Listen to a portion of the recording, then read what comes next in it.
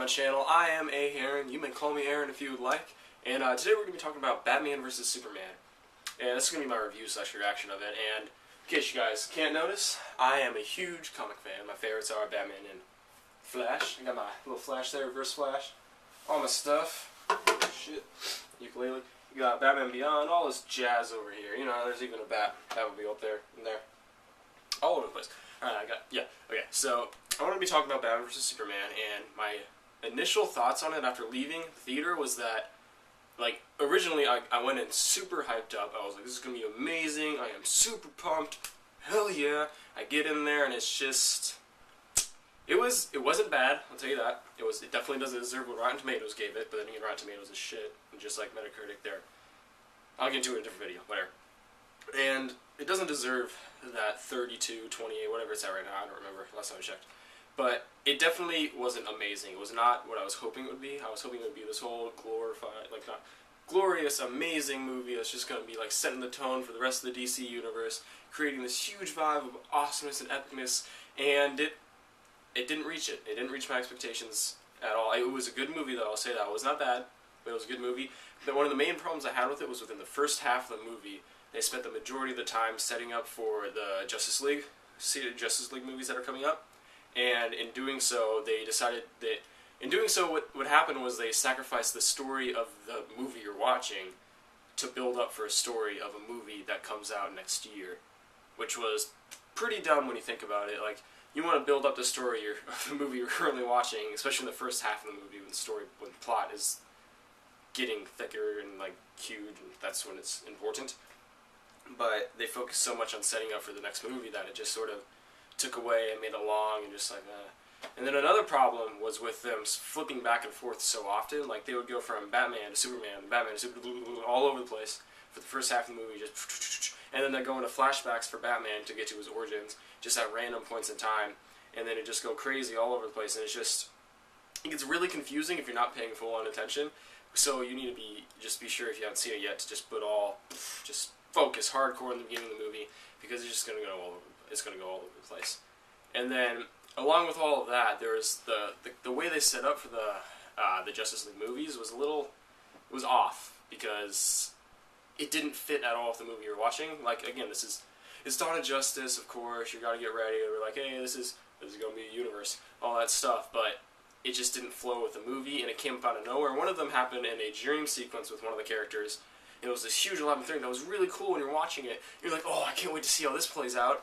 And then you watch the rest of the movie, and it had nothing to do with the rest of the movie. It was completely pointless to even be in the movie.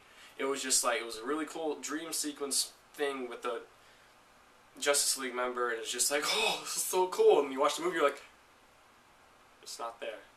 It had no relevance to the plot whatsoever. It just happened. It just happened to show that character. That's probably the only reason why they had it in there, was to show how cool this character is, which she is really cool. And it's just overall, like, there was just so many deals and, like, cameos and just stuff that didn't need to be in the movie. And then, but I will have to say, along with that, the second half of the movie is amazing. That's where all the fights come. That's where it's actually Batman vs. Superman, and then Batman and Superman and Wonder Woman versus the big boss. And it's amazing. Amazing fight scenes, beautiful choreography in the action and all that stuff. And the CGI, too, is amazing. But then there are the points where it's just like, you can tell it's CGI, but at the same time it's not bad CGI. So it's like amazing CGI where you can't tell the difference, and then there's just the one that's like, oh, okay, I see it. But it's also not like, ugh, like Green Lantern CGI. But the second half of the movie, though, is where it shines the most, because that's when it actually becomes Batman vs. Superman, and they stop worrying so much about the Justice League and everything else that's all, hey, it's coming next year. They stop worrying about that, which is good. But they shouldn't have worried about that to begin with, and it would have made the movie so much better had they just done that. But then again, there was also the 30 minutes that was cut out, and it was going to be in the Ultimate Edition, which is R-rated, so maybe they'll shed some more light on the film. I don't know what we're going to be doing, or it's just going to be a bunch more Dawn of Justice League stuff, planning for Justice League movie. Whatever. And now I'd like to talk about the on-screen chemistry between the actors. Ben Affleck and Henry Cavill have amazing chemistry. They're so good working together. They just mash perfectly together. It's amazing. Same with Gal Gadot and Ben Affleck, because you never really see Henry Cavill. He never once talks to Gal Gadot at all. It's mainly just Wonder Woman, Batman, or Bruce and Diana. and that's about it. But they're still amazing together. But the one problem I did have was the moment all three of them got together and formed the Trinity, not a single word was spoken between the three of them. When they're in that final fight, there's just mayhem. They just attack all at once. No communication, and with Batman being the tactician he is, this dude, yeah, being the tactician he is, he doesn't even try. Well, he tries, obviously, he's fucking Batman, but he doesn't even try to get them to work together, and there's no group coordination when attacking this huge, big boss. Although, the fight is pretty awesome, it's just really annoying that you're expecting the Trinity to be all working together, and be like, yeah, woo, yeah, Batman, Superman, Wonder Woman, boo, and just, like, attack the big dude, and they just go all at once. Although the end of the fight is very, very amazing, and it starts off really, really strong, it continues going really, really strong, and then it just ends on a huge high note, and you're just like, oh, and you get really, really excited because it references the comic book perfectly, and then there's also, oh, I gotta get into the references too, but the ending fights, and then the fight between Batman and Superman, while the Batman and Superman fight itself was relatively short, it's probably like 10 minutes, 8 or 10 minutes, it still is very, very powerful, and it shows how just the characters progressed and how they're not being what the world wants them to be, in a sense, if that makes any sense. I don't want to spoil anything by telling you, but yeah, I'll go do a spoiler review and it'll make more sense there.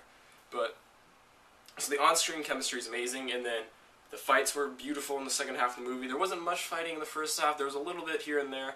It might have been like one or two with just Batman. Superman didn't really do anything in the beginning. I think he moved a ship at one point just across the Arctic, just like, what's up guys? What's going on?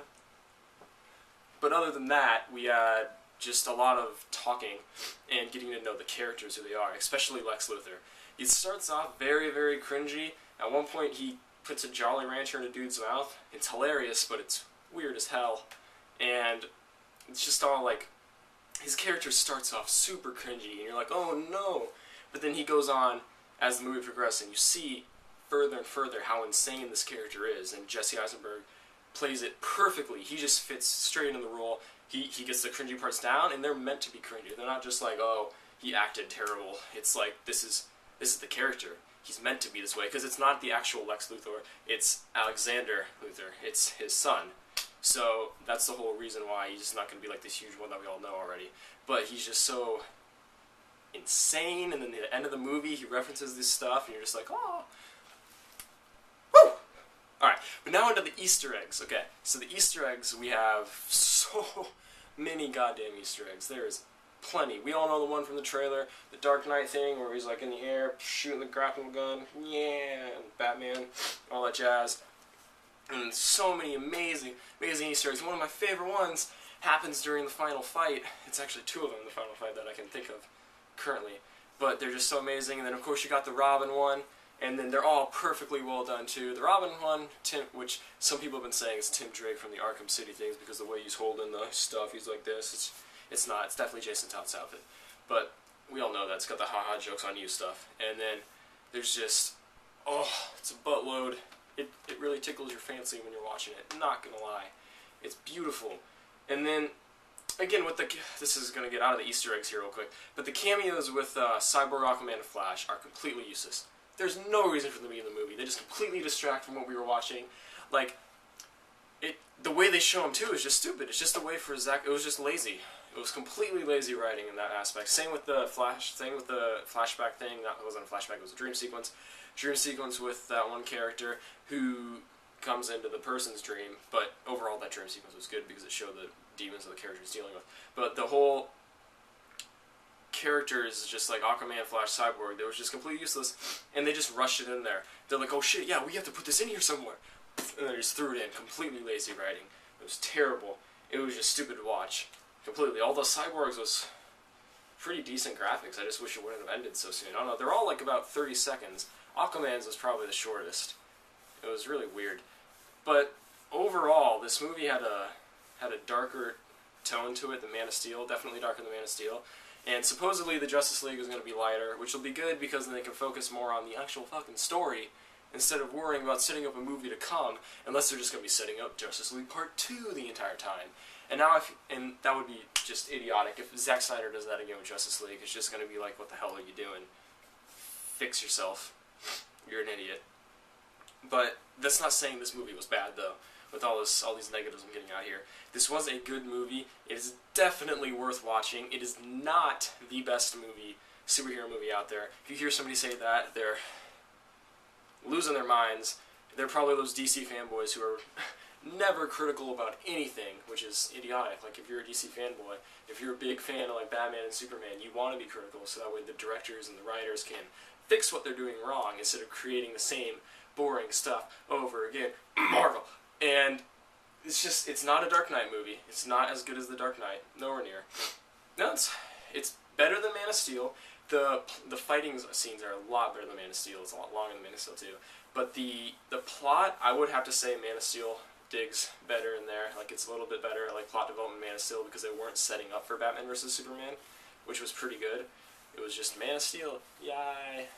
They weren't necessarily setting up for the huge film, but then BVS, of course, sets up for Justice League idiotically, which isn't good. But overall, I would definitely give this film like a 7.5 out of 10, around that. Leaning towards 8, but because the first half is dealing so much with setting up the next movie, the movie we're not even watching, I'd have to drop it down. I'd probably go ahead and just say 7, just get rid of that 0.5, just drop down a whole point just because of the whole setup, and just give it a 7. And while this was a good movie, and I do highly recommend everybody see it, don't listen to what Rotten Tomatoes or Metacritic are saying. They're idiots. Their way of reviewing movies is retarded. Seriously stupid. That's a different video. And just overall, it is a great film. Not the best film out there. There's definitely been better ones, of course. But you just gotta give it hands down to the cast. Their acting is phenomenal.